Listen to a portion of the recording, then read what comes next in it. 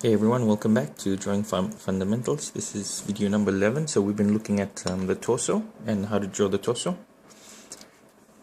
So well, the last method that we looked at was the bean method. So I did promise to quickly show you what it looks like from the side. So we're using the bean method. We had it halved, put it a third down, then we had the bottom half coming through there. And then we just join that together. Okay, and then we had just below that we had where the sternum ends, and so that's where that figure 8 begins that we were drawing before. Sorry, not the figure 8, the other bean that sits inside. So as I said, it comes pretty close to the bottom there, and the top half is skinnier than the bottom. So we'll have a skinny slot there, then we have a bigger slot there, and then we join those two together, just like that. Okay, so from the side, you have the belly button area that actually comes in just a little bit there. This one comes in, and then you have your chest muscles right there. Okay. And that's the bottom of your stomach there, coming down to where your groin is. Your groin area. And your hips come there. Then you have your love handles coming out that way. And there we go. Okay, and the gluteus maximus in the back there. So if we were to shade this lightly, it looks something like that. And so just remember the difference between the male and the female figures about the size of the hips and in relation to the shoulders. So basically that's how you use the bean method from the side. Okay, so now what we're gonna look at really quickly, let me just quickly have a short break here and I'll be back soon. Okay, welcome back here. Just a little bit thirsty there. So what we're gonna look at really quickly before we move on to the other parts of the body is the underlying structure that's underneath your muscles and everything. So in other words, we're looking at what the bones look like. So if I could draw that quickly. Okay, so basically the rib cage is shaped like that. Now the whole trunk is made up of a few parts, and I'll go a little bit into detail here about what those parts are. So you have straight down the middle the vertebral column, which is also known as your spine. Okay, it comes down there. And you have your rib cage, okay, where you have all your ribs sitting. So your ribs are actually, you have your sternum in here. Okay, it comes down. And it kind of looks like a nail. So it's a little bit more complicated than that, but I'll be simplifying everything so it's easy for us to understand. And then you have your ribs that come out here.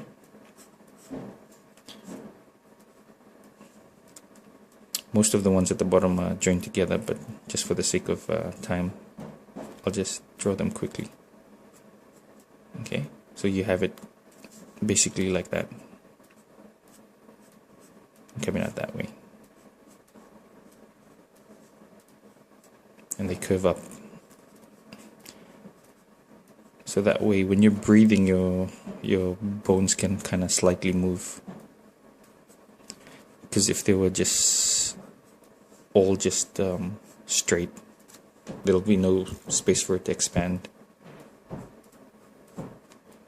Okay, so you have your ribs there, and your spinal column comes in the back there, so you can see it if you're looking from the front at a skeleton.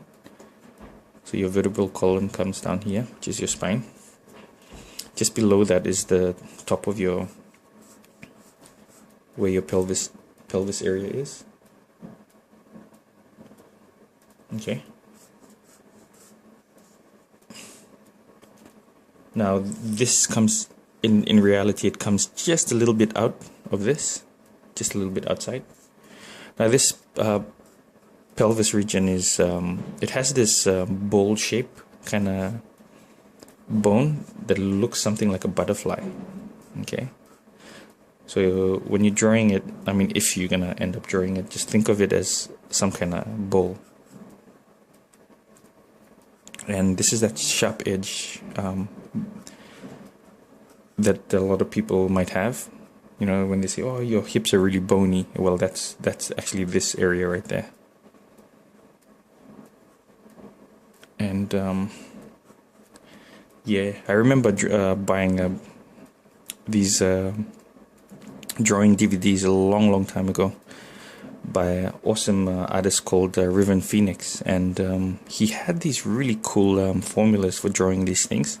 And so that's where I learned how to draw all these bones like individually, and using those formulas, like they were pretty like mathematical and scientific formulas for drawing for drawing these bones and everything. So that's where I learned how to draw the shapes of the bones and everything. So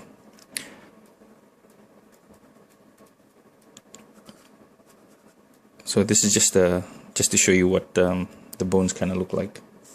So yeah, joining that together is that vertebral column right there coming up to the neck. So this, you'll be able to see this right there.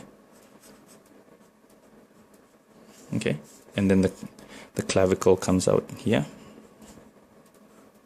And that's why I said when you're drawing this, that shoulder line is normally just below the top of that circle that we draw, because the rib actually comes out through up to the back there, like it curves that way, you know, like curving that way.